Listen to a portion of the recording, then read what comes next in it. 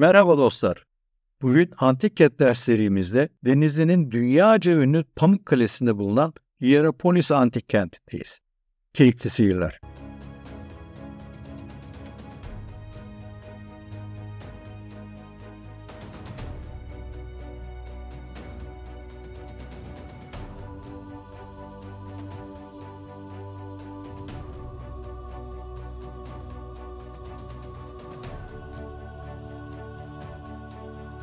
Mezarlık alanlarını ifade eden nekropoller, Hierapolis'in kutsal şehir olarak adlandırılmasının ardından bu nekropollerde yapılan araştırmalar dönemin bütün dini inançlarını gün yüzüne çıkarmakta. Mezar yapılarının görkemine göre varlıklı ya da halk mezarı olarak kolaylıkla ayrılabilen bu nekropoller kentin ana caddesinin kuzey ve güney doğrultusunda uzanmakta. Sayıları ise 2000'den fazla.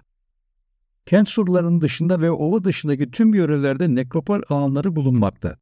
Bunlar yoğunlukla Tripolis-Sardes'e giden kuzey yolunun ve Laodikya-Klosea'ya giden güney yolunun iki tarafında yer alır.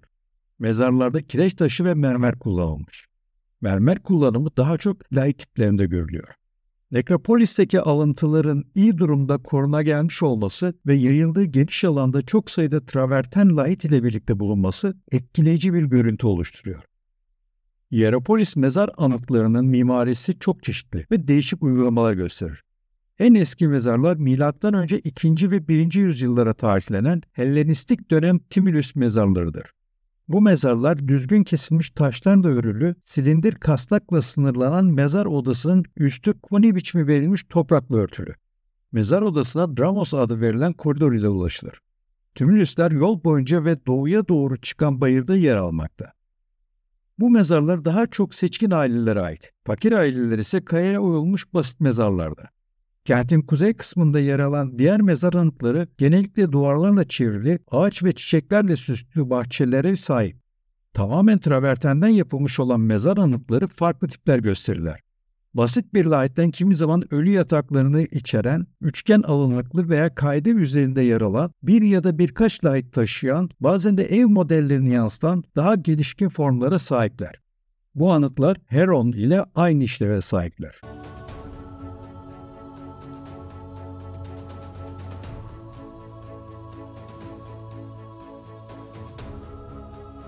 Denizli'nin 18 kilometre kuzeyinde yer alan Hierapolis Antik Kenti'nin arkeolojik literatürde Polis diye yani kutsal kent olarak adlandırılması, kentte bilinen birçok tapınak ve diğer dinsel yapının varlığından kaynaklanmakta. Frikler döneminde ana tanrıça Kibele kültünün önemli merkezlerinden biri olarak faaliyet göstermiş bir antik kent.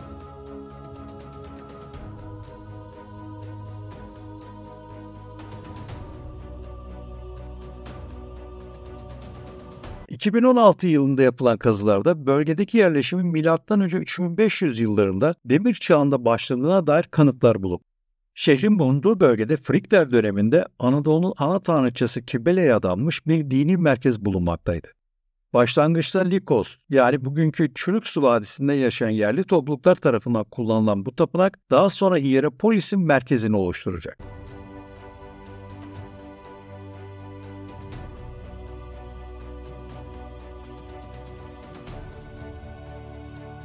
Agora.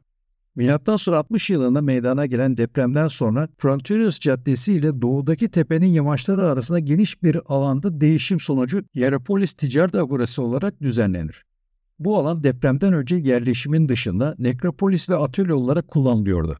Yuvarlak planlı pişirme odaları olan keramik fırınlarını ve M.Ö. 2 ile M.Ö. 2. yüzyıla tarihlenen kabartmalı megare kaseleri bulunmuştur. Milattan sonra 2. yüzyılda bu geniş alana 170 metre genişliğinde 280 metre uzunluğundaki Küçük Asya'nın yani Anadolu'nun en geniş agoralarından biri inşa edilir.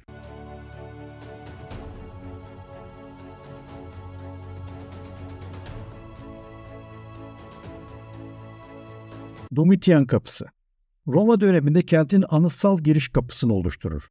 14 metre genişliğindeki ana caddenin başlangıcında yer alan yapı, yerleşim birimini geçerek Laodikya ve Klosea'ya giden ana yolun ucunda yer alır. Kapı düzgün traverten bloklardan inşa edilmiş, 3 kemerli girişi basit bir korniş ile süslü. Ayrıca Helenistik dönemin kapı geleneğini hatırlatan yuvarlak planlı kulelere yaslanmış. Üç gözlü ve iki yanında yuvarlak kuleleri olan kapının filizlerinde İmparator Domitian'a ithaf edilmiş Latince ve Grekçe yazılmış bir yazıt var. Bu yazıttan dolayı buraya Domitian Kapısı, daha sonralarda Roma Kapısı denir.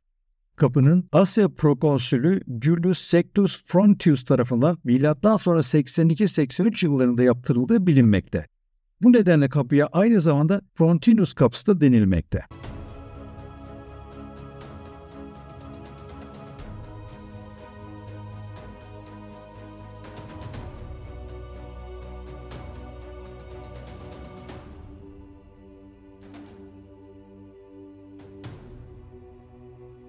Frontinus Caddesi.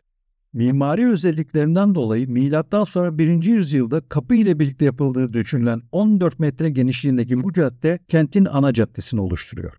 Caddenin ortasında üstü monolit kapak taşlarıyla örtülü kanalizasyon sistemi geçmekte.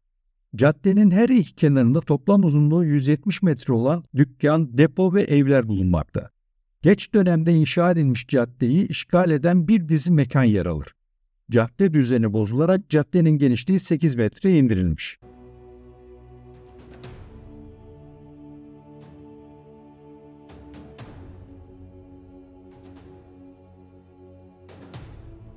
Latrina. Depremde yıkılmış olan bu yapı yıkıntı halinde tüm parçaları ile günümüze ulaşmış. Uzun ve dar olan yapı, giriş kısmı dar yan taraftan iki kapı ile yapılmakta. Yapı traverten bloklardan yapılmış, ağır çatıyı taşıyan monolit dor düzenindeki sütun dizisiyle ikiye bölünmüş. Uzun mekanın tabanında lağım sularını caddedeki kanalizasyona taşıyan kanal bulunmakta. İç duvar boyunca oturmak için yapılmış, üzerinde delikler bulunan bir seki yer alır.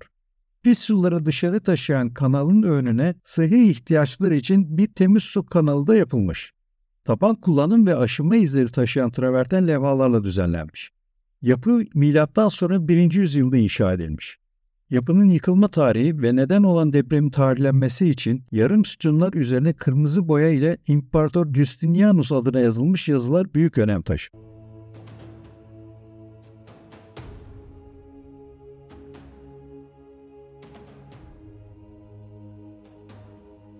Yunan sömürgecilerin gelip şehri var olan yerleşimin üzerine kurduklarında antik Kibele kültü yavaş yavaş Yunan mitoloji içerisinde asimile oldu.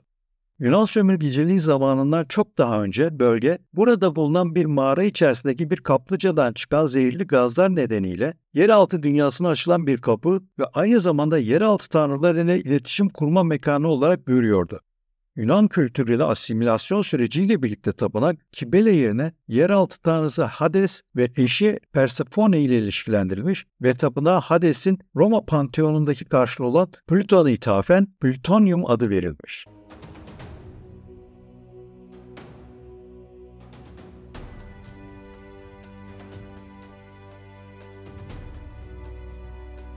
Kuzey Roma Kapısı. Hierapolis kentinde yapılan sur sistemine dahil olan Kuzey Kapı, M.Ö. 4. yüzyılın sonunda tarihlenmekte.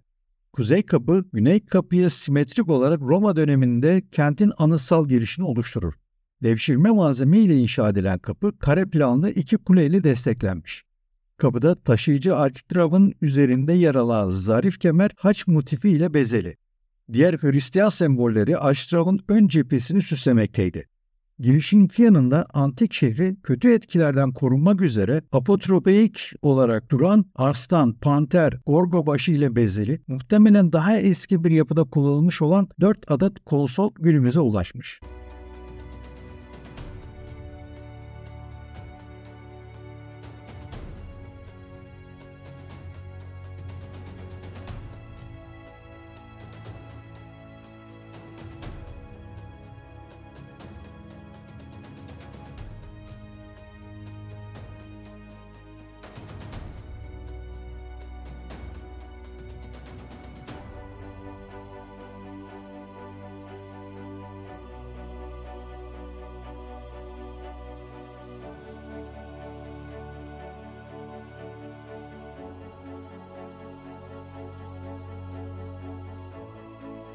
Tritonlu Çeşme Binası, Apollon Tapınağı'nın yakınındaki çeşme binası ile beraber şehirdeki iki büyük anıtsal binadan biri.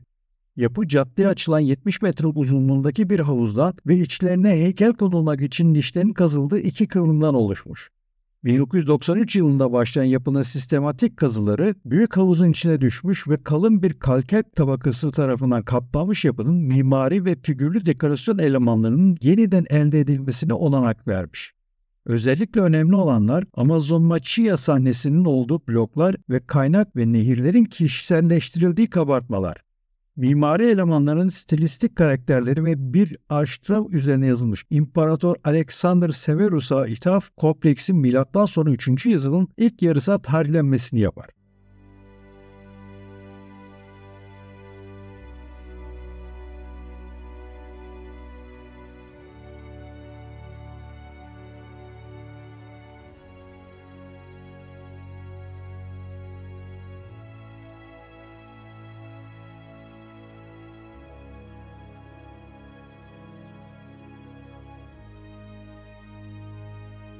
Helenistik kentin kuruluşu hakkında bilgileri kısıtlı olmasına karşın Pergamon Krallığı zamanında 2. Eomenes tarafından M.Ö. 2. yüzyılın başlarında kurulduğu ve Pergamon'un efsanevi kurucusu Telephos'un karısı Amazonlar Kraliçesi Hiera'dan dolayı Hierapolis adını aldığı bilinmekte.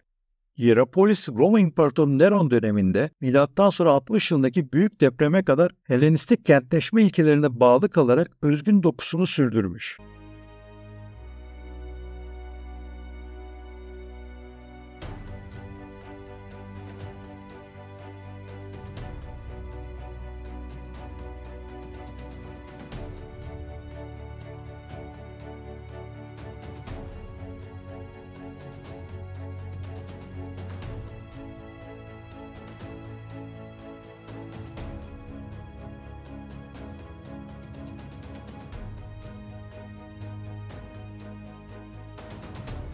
Katedral Kilise. Hierapolis kentinin en önemli Hristiyan kült yapılarından. Yapı Plateia, Narthex ve Atrium ile açılmakta. Sağdaki kapıdan vaftiz mekanına girilir. Dörtgen planlı, apsisli mekan sütunlar ile 3 defa ayrılmış. Apsisli bölümde yuvarlak, mermer kaplama levhalı, iki yanda merdivenleri olan vaftiz teknesi yer alır. Saçaklı, kadınların oturduğu bölüme ait ikinci sütun dizisi tarafından taşınıyordu. Apsis içte yuvarlak, dışta çok kenarlı bir plana sahip.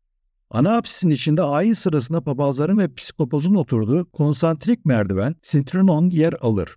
Yapı planı bize Orta Çağ onarımları ile M.Ö. 6. yüzyılın birinci yarısına tarihlenmesini sağlar.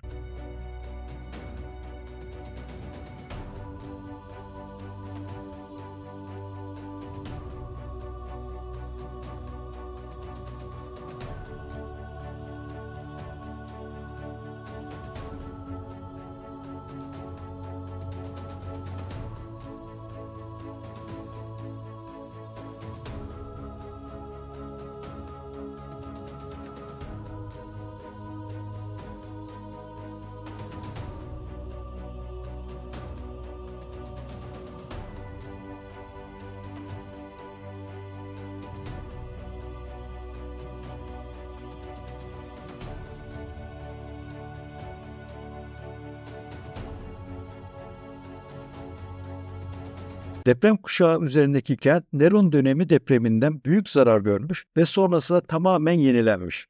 Üst üste yaşadığı bu depremlerden sonra kent tüm Helenistik niteliğini kaybetmiş, tipik bir Roma kenti görünümünü almış. Hierapolis Roma döneminde de çok önemli bir merkez olmuş. Bu önem M.Ö. 80 yıllarında İsa'nın havarilerinden Filippus'un burada öldürülmesinden ve M.Ö. 395 yılında Roma İmparatorluğu'nda Hristiyanlığın serbest bırakılması ile psikoposluk merkezi olmasından kaynaklanmakta. Şehir 12. yüzyılın sonlarına doğru Türklerin eline geçer.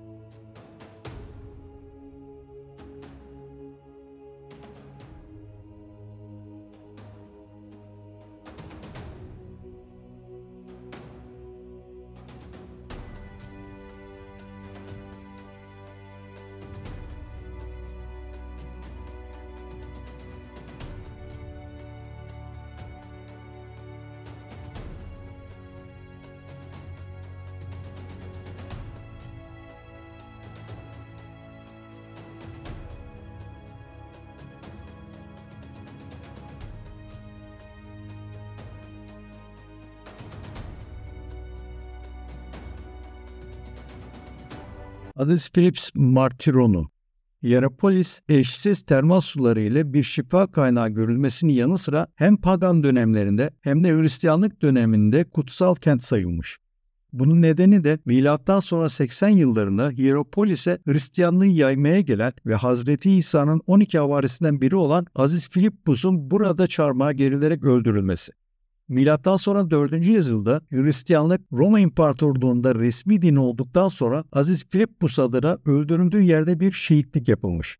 Dini ve ruhi tedavi merkezi olarak yapılan yapı sekizgen planlı. Ortasındaki mermer kaplı alanda da Aziz Philippos'un mezarı var. Roma dönemindeki surun dışında kalan bu merkeze geniş ve uzun merdivenlerle çıkılır. Yapıya yaklaşan son bölümdeki merdivenlerin sağında ayazma çeşme yapısı var. Yapıya yaklaşan son bölümdeki merdivenlerin sağında ayazma çeşme yapısı var. Yaklaşık 20 metre çapındaki sekizgen bölümlü üstü kurşun kaplanmış bir kubbe ile örtülmüş. Yapıda dua edilmesi için küçük şapeller de mevcut. Sekizgen bölümün tabanı mermer, kuadör ve bağlı bölümlerin tabanı bitkisel motifli mozaik ile odaların tabanı traverten, halkın kaldığı dış oda tabanı ise sıkıştırılmış toprak. Günümüzde de birçok kilise Aziz Philippos bayramını kutlayıp ayini düzenlemekte.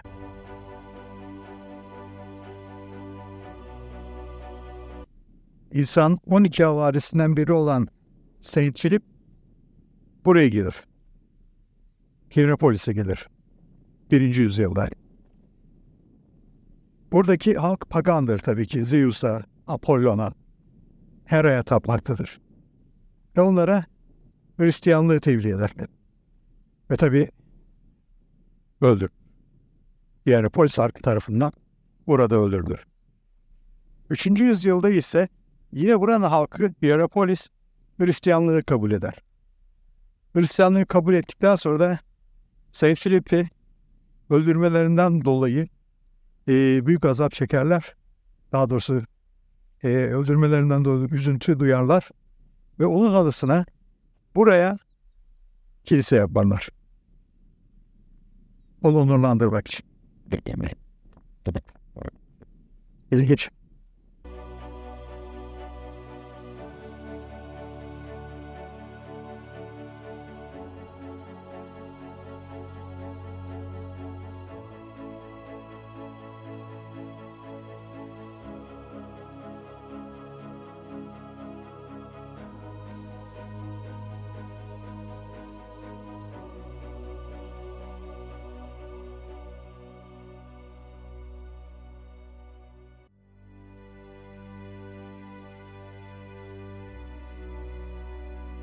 Tiyatro. Büyük yapı 4 ada üzerine inşa edilmiş. Dik olan kavaya diauzmadan 2 kısma bölünmüş. Dikey olarak 9 Quistria Summa kavaya galerisi ile 8 basamak yerleştirilmiş. Alt basamakların orta kısmı Pruderia için mermer bir eksarda şeklinde düzenlenmiş. Yüksek aralıklı arslan ayaklı oturaklar kentin önemli kişileri için. Sahne binası lejyon ve geniş bir sahne arkasına sahip ve skene ile bağlantılı.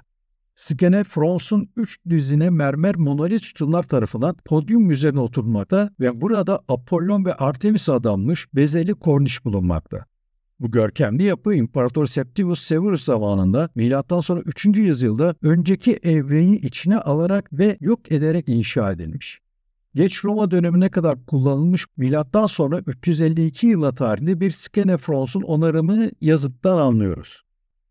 Hem kültürel hem de doğal miras olarak UNESCO Dünya Miras Listesi'nde yer alan ve dünyada eşi benzeri olmayan 2500 yıllık Pamukkale Hierapolis Antik Kenti'nde bulunan ve gerçekleştirilen restorasyon çalışmaları neticesinde Antalya Perge Tiyatrosu'nun dışında hiçbir antik tiyatroda bulunmayan mitolojik kabartmaları, görkemli sahne binası, oturma basamakları ile Hierapolis Antik Tiyatrosu şu anda Akdeniz Havzası içerisinde Roma dönemi Anadolu tiyatroları arasında en önemli özgün bir yere sahip. 1800 yıllık Hierapolis Antik Tiyatrosu'nun yapımı milattan sonra 1. yüzyılın ikinci yarısında başlanmış, 3. yüzyılın başlarında da tamamlanmış ve yaklaşık 150 yıl sürmüş. Roma tiyatrolarının en güzel örneklerinden biri olan yamaca yaslanmış tüm cepheleriyle birlikte korunabilen bu muhteşem yapının 50 oturma sırası bulunuyor. Bu oturma sıraları 8 merdivenle 9 bölüme ayrılmış. Kabayanın tam ortasından geçen diazomaya her iki yandan tonozlu bir geçit ile girilir. Sütunların arası heykellerle süslenmiş olup sahne arkasındaki duvarda ise mermer kabartmalar yer alır. Tiyatroda yer alan kabartmalı frizlerde Apollon ve Artemis'in doğuşu ve dini ayin sahneler, Dionysos, Satri ve Menatlardan oluşan eğlence sahneleri, Marsyas ve Apollon arasında geçen müzik yarışması, tanrılar ile devler arasındaki savaşlar, yeraltı tanrısı Hades'in tanrıça Persephone'yi yer altına kaçırması gibi mitolojik konular ile Hierapolis kenti için yapılan sportif yarış sahneleri, Aştrav'ın kral kapısı üstünde İmparator Septimus Severus'un taç giyme merasimi tasvir edilmiş. Grek tiyatrosu tipinde yamaca yaslanmış 91 metre tüm cephesiyle birlikte korunabilen büyük bir yapı. İnşasına M.Ö. 60 yılında olan büyük bir depremin ardından Flaviuslar döneminde 62 yılında başlanmış, 117-137 yılları arasında Hadrianus döneminde inşa halinde. Yapı Severuslar döneminde 206 yılında tamamlanabilmiş. Kabartmalar stillerinden de anlaşılacağı üzere değişik dönemlerde farklı ustalar tarafından yapılmış. Özellikle mitolojik konuların işlendiği sahnelerde Helenistik dönem heykel sanatlarının etkilerini hareketli ve canlı figürlerde görmek mümkün. Bu figürlerde Pergamon sanat ekolünün bariz etkileri görülmekte. Sahne binasının kabartmalı filizlerle süslenmesi açısından tiyatro, Perge, Side ve Nissa tiyatrolarıyla büyük bir benzerlik gösterir.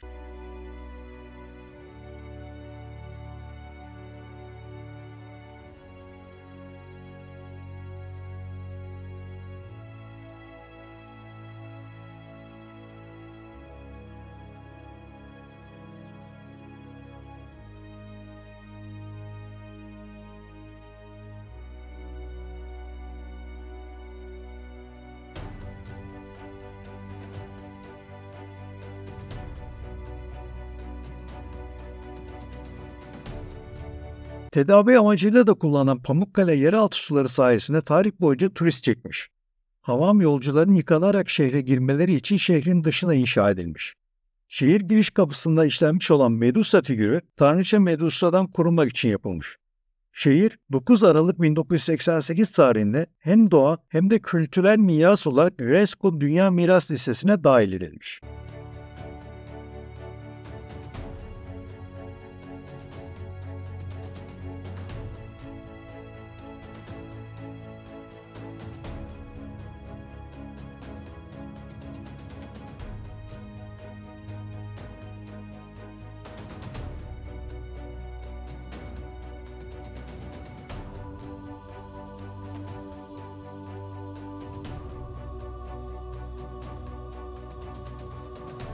Apollon kutsal alanı. Mevcut tapınak eski ve dini mağara olarak bilinen Plütonyon'un üzerinde kurulmuş. Yerli halkın en eski dini merkezi olan bu yerde Apollon bölgenin ana tanrıçası Kybele ile buluşmuş. Eski kaynaklar ana tanrıça Kybele rahibinin bu mağaraya indiğini ve zehirli gazdan etkilenmediğini bildirirler. Apollon tapınağının üst yapıya ait kalıntılar M.Ö. 3. yüzyıldan geriye gitmemekle birlikte temeller geç Helenistik döneme kadar uzanmakta. Mermer giriş basamaklarından tanınan 70 metre uzunluğundaki tapınak Temenos duvarı ile çevrilip kutsal alan içinde bulunmakta. Temenos duvarı güney, batı ve kuzeyde bir kısmı kazılmış olan portiye yaslanmış. Mermer portiye ait lord üzerindeki yivli yarım sütunlar astragal ve ince dizisi, Ekinus'u da yumurta dizisi ile bezeli sütun başlıkları taşımakta. Tapınak daha geç bir döneme tarihlenmekte fakat müzede bulunan iki iyon, bir Korint düzenindeki nefis başlık ile bazı mimari parçalar M.Ö. 1. yüzyıla tarihlenmekte ve daha eski çağlara dayanan bir tapınağın varlığına işaret etmekte. Apollon tapınağından günümüze kalan mermer merdivenden başka mermer levhalar ile kapı ve silmeli kornişleri olan bir podyum görülmekte. Cephesi iki antebe arasında yer alan iki sütunlu ile bezeli. Tarihlenmesi antebe başlıklardan, cennet duvarlarında ve tabanında kullanılan yazıtlı bloklar sayesinde anlaşılabilmekte. Bir tanesinin üzerinde Apollon kehanetine ait bir yazı okunmakta. Tapınak mimari bezemelere göre M.Ö. 3. yüzyıla tarihlenmekte. Plütonyum. Hierapolis antik kenti içerisinde gerçekleştirilen arkeolojik kazılarda Plütonyum kutsal alanı, cehennem kapısı ve antik dünyada ölüler ülkesine geçiş kapısı olarak kabul edilen mağaranın girişi gün yüzüne çıkarılmış. Pagan inanışın hakim olduğu antik çağda Hierapolis kutsal kent anlamına gelmekte. Bu isim içinden termal suların ve kendisine yaklaşan canlıların ölümüne neden olan gazın çıktığı bir mağaranın mevcudiyetinden gelmekte. Bu özelliklerinden dolayı mağara, Tanrı Plüton ve eşi Persephone'nin hüküm sürdüğü yeraltı dünyasının girişi olarak kabul edilmiş. Mağara etrafında antik dönemde büyük bir turistik ziyaret mekanı olan ve M.Ö. 1. ve M.Ö. 3. yüzyıl arasında inşa edilmiş olan bir kutsal alan yerleştirilmiş. Kutsal alanın ziyaretçileri arasında en ünlüleri olarak Cicero, İmparator Hadrian ve Caracalla, Filozof Damaskios bulunmakta. Ziyaretçiler mağaranın içine kuşları bırakmakta ve bunların hemen gazdan zehirlenerek ölmekteydiler. Ziyaretçiler mağaranın içine kuşları bırakmakta ve bunlar hemen gazdan zehirlenerek ölmekteydiler. Plütonyum kutsal alanı cehennem kapısında 2013 yılı kazı sezonunda gerçekleştirilen kazı çalışmaları neticesinde gün ışığına çıkartılan yapı kompleksi dünyada eşsiz bir sit alanı oluşturmakta. Kazılarda ünlü Pamukkale traverten havuzlarının oluşmasını sağlayan termal suların orijinal kaynağının gün ışığına çıkartılması sağlanmış. Ayrıca yaklaşan küçük hayvanların ve kuşların ölmesine neden olan karbon anhidrit gazının çıktığı mağaranın etrafına kurulan kutsal alanı keşfedilmesini sağlamış. Antik dünya insanları burasının Hades ve karısı Persephone'nin hüküm sürdüğü cehennemin girişi olduğuna inanıyorlardı. Ve bu tanrılara mağaradan sızan karbon anhidrit gazıyla boğulan boğaları kurban ediyorlardı. Yapılan kazı çalışmaları sonucu ortaya çıkarılan kutsal alanın iyon düzenindeki cephesi kaynakların oluşturduğu havuza yansımaktadır. Ve tarihle doğanın aynı podada eridiği eşsiz bir yapı kompleksini oluşturmakta. Plütonyum kutsal alanında 2013 yılında gerçekleştirilen kazılar sırasında Hierapolis antik kentinde ilk kez arkaik dönem tespit edilmiş. Kentin M.Ö. 3. yüzyılın sonlarında kurulmasından önce Plütonyum mağarası, Likos Vadisi'nde oturan Frikler tarafından zehirli gaz çıkartarak öldüren kutsal mağara ve iyileştiren termal sular ziyaret edilmekteydi. Kazılarda bulunan arkaik döneme ait parçalar ve Friklere ait tipik bir kibele kabartması olan çift flüt çalan insan figürü, Hierapolis antik kentinin bilinen tarihini 300 yıl geriye götürmüş. Hierapolis antik kenti M.Ö. 3. yüzyılda kurulmuştur. Bulunan bu eserler şehir yokken Frik insanlarının bu mağaraya geldiğini ve kentin M.Ö. 6. yüzyılda kutsal alan olarak ziyaret edildiğini gün yüzüne çıkarmış.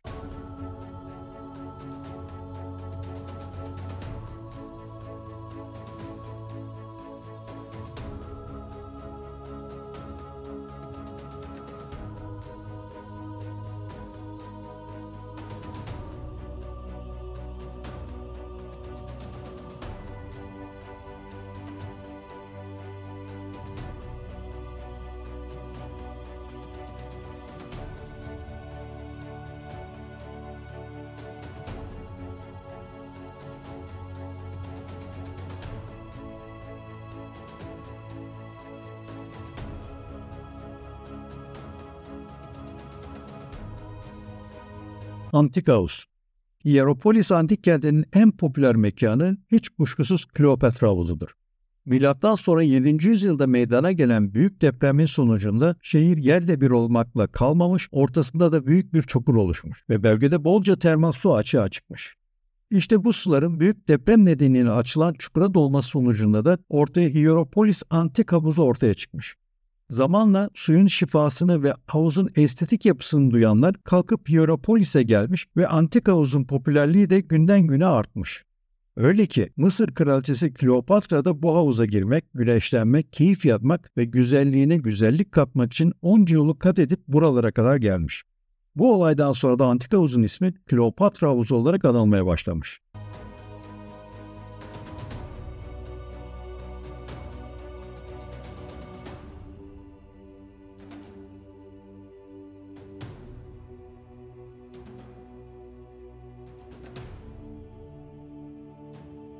Büyük Hamam Kompleksi ve Roma Hamamı.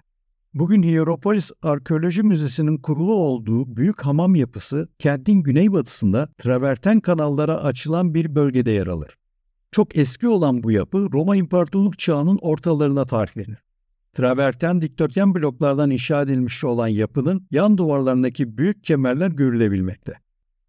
Milattan sonra 60 yılında Roma İmparatoru Nero döneminde yaşanan büyük depremden sonra kentteki inşaat faaliyetleri sırasında önemli bir su kaynağından yararlanmak üzere milattan sonra 2. yüzyılda yapılmış. Kaynaktan çıkan sular vadiye akmadan önce hala bu hamamın yıkıntıları üzerinden geçmekte. Hamam, bölgede bol miktarda bulunan traverteni çalışmakta usta olan yerel işçilerin bir taş yapıtıdır. Akan suyun kalker oluşturma gücü nedeniyle bugün orijinal tabanı 4 metre kalker altında kalmış olan yapı 2 mekanda kurulmuş, diğerlerinde ise onarım yapılmıştır. Bugün müze olarak kullanılan mekanlar antik çağda hipokaust sistemi ile ısınılmaktaydı. Milattan sonra 10. yüzyıldan 13. yüzyıla kadar olan evre, yerleşim merkezi ve etkisi antik çağdakini aşmış. Roma ve Selçuklu dönemlerine ait kazılar sırasında bulunan birçoğu ithal sırlı kaplar, hamamı kullananların bu dönemdeki zenginliklerine dikkat çeker.